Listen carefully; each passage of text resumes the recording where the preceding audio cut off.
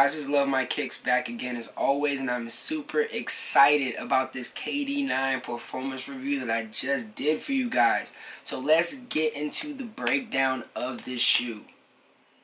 First off, let's get into the upper, guys. The upper is a fly knit material, which is way better than what the KD8 had previously, which was just some regular engineered mesh. But as fly knit, it has layers and layers of fly knit, and it also has containment from the lace loops or the lacing system, you want to call it. So you get fly knit and you get great containment, because when you pull it too, the fly knit actually pulls over to your foot and actually gives you that nice glove booty feeling. As you can tell, it is one whole upper, so that is a super plus.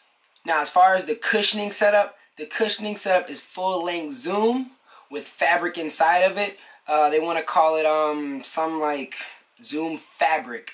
So that's in there with the Zoom, and it has been tuned to maximum response, meaning that it is very bouncy, it's very responsive, and honestly it is a great setup from me playing in it and with the experience I have so far. So it is fantastic.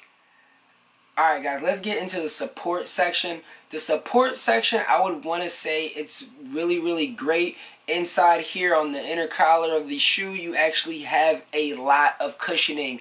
The heel counter is just small, but it doesn't really make a difference. It's all about the inside fitment. When you get in there, it's kind of tough to get in, but because it's nice and snug. But once you get your foot in there and you tie up the shoes, they totally lock you in, and you're in for a great ride. So as far as support goes, it's just A+. I can't even complain about it, actually.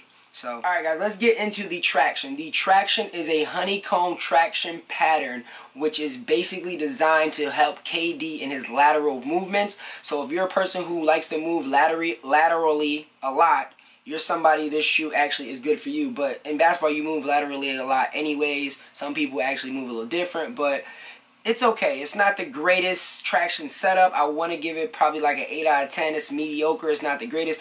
The rubber is actually hard. It's not soft. So you don't worry about it burning out on you too soon, quicker than usual. So as time goes on, if anything changes, I will give you guys an update. But so far, I haven't had any problems with the traction. You can wipe a little bit, not a lot. For me, wiping is normal because I wipe every time I'm coming down the court, or every so often, you know, that's just habit, you know, dry my hands off, they're moist, get my shoes a little, you know, grip. So it's just habit. But other than that, man, it works out pretty well. One thing that somebody did ask me about these compared to the KD8 is the weight difference. Is there that big of a difference? Can you really tell? From what I looked into, the KD8 was around 11 ounces. So, and the KD9 is 13. 2 ounces really shouldn't make that much of a difference.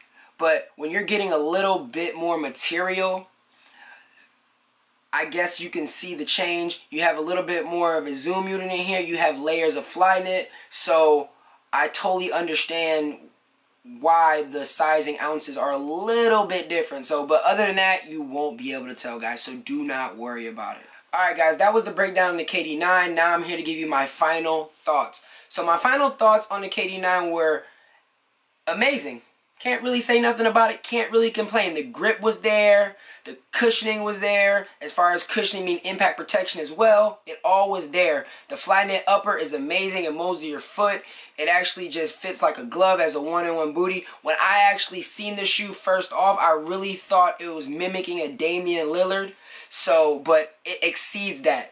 Even though the shoe is a little bit more expensive than the Damian Lillard, it still exceeds it because you have the Air Zoom unit. It's full length and it is tuned to the maximum responsiveness that you need on the court to be bouncy and athletic and just impact protection all the way around the board. So this definitely is a shoe that is about to go in rotation for me. Probably the only shoe I'm going to put in rotation, because once I really like a shoe, I stick with it. I don't like to rotate my shoes because it's a comfort thing for me. So until something else knocks it out, this is probably going to be my go-to shoe. I might go back and forth between the different. I'm not really sure. So other than that, guys, man, if you have any questions, any comments, any concerns, anything whatsoever, remember to just ask me, let me know. I'll get to the comments as much as possible.